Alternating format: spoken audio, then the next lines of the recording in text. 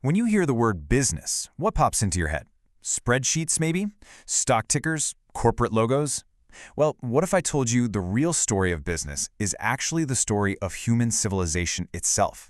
It's how we innovate, how we work together, and, really, how we build the world around us.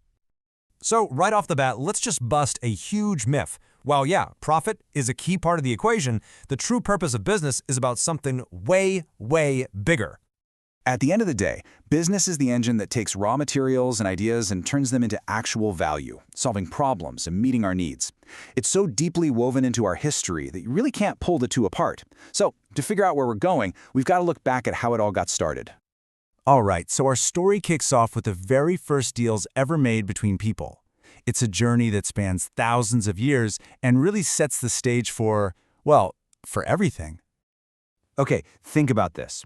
For thousands of years, if you had an extra goat but you needed grain, you had to find someone who had extra grain and, at that exact moment, also needed a goat. I mean, what a headache.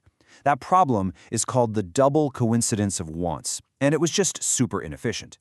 The whole game changed with a couple of key inventions. Around 600 BCE, coins came along, and suddenly, value was portable and universal.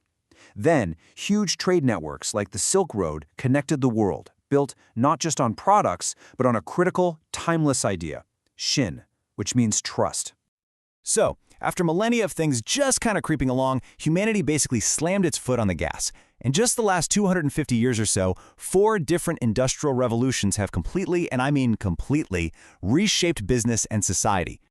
It all kicked off with steam and iron. The first industrial revolution dragged us out of the fields and into factories. All of a sudden, with gadgets like the spinning jenny, we could make stuff on a scale that was just unimaginable before.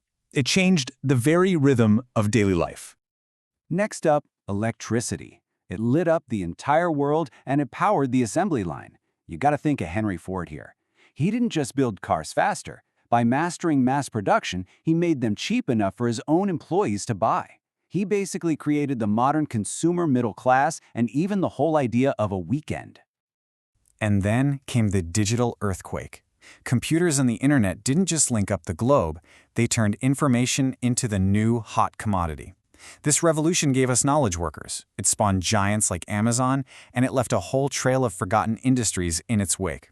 Just ask anyone who used to work at Blockbuster Video. And that brings us to today. The fourth industrial revolution isn't just about making computers faster, it's about building systems that can actually learn. You see it in Tesla's gigafactories where AI robots are building our future, and you feel it in the algorithms that influence what we buy, what we watch, even what we think. Okay, so we've torn through thousands of years of the what and the when. But how does this whole thing actually work? What are the basic rules driving everything from a dusty ancient market to a shiny new tech company? Let's pull back the curtain for a second and take a look at the core mechanics of the economic engine that's powering our world. The big takeaway here is that business is a cycle, right? It's not a one-and-done thing. It's about spotting a need, using resources to meet that need, and hopefully making a profit so you can keep the whole cycle going. You know, there are these 2 simple but incredibly powerful forces that run almost every market: supply and demand. And they're in this constant dance. Businesses want to sell more when the price is high, but we, the consumers, want to buy more when the price is low. The price you pay for your coffee, your phone, anything. It's just the spot where those 2 forces find their balance. And of course, businesses aren't out there on their own. They're all competing in different kinds of arenas. Sometimes you have a market with tons of sellers offering basically the same thing, like farmers selling corn. Other times, you've got just a couple of big players who dominate everything, like Apple and Google in the smartphone world. Each setup completely changes the rules of the game. Economies also have this natural rhythm, like a pulse.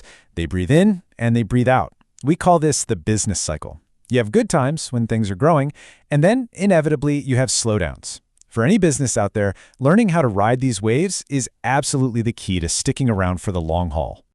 All right, let's fast forward to right now and even peek into what's next. We are standing on the edge of another gigantic transformation, and this one is being driven by intelligence itself. And look, this isn't some far-off sci-fi stuff anymore. These are the tools that are reshaping our world as we speak. AI is making decisions, the Internet of Things is linking our physical and digital lives, and big data is showing us patterns in our own behavior at a scale we've just never seen before. And what's wild is that some people are already looking past our current revolution to a potential fifth one. Now, this is where it gets really mind-bending.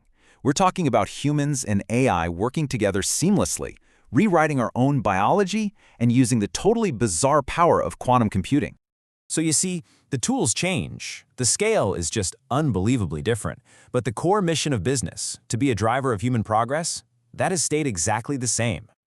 And that leaves us with a really big question for our time. As AI and automation keep changing what work even means, what principles are going to guide us? Maybe it's those timeless ideas, like that sin or trust from the old Silk Road, and a laser focus on creating real value for other humans that will end up mattering the most as we write this next chapter.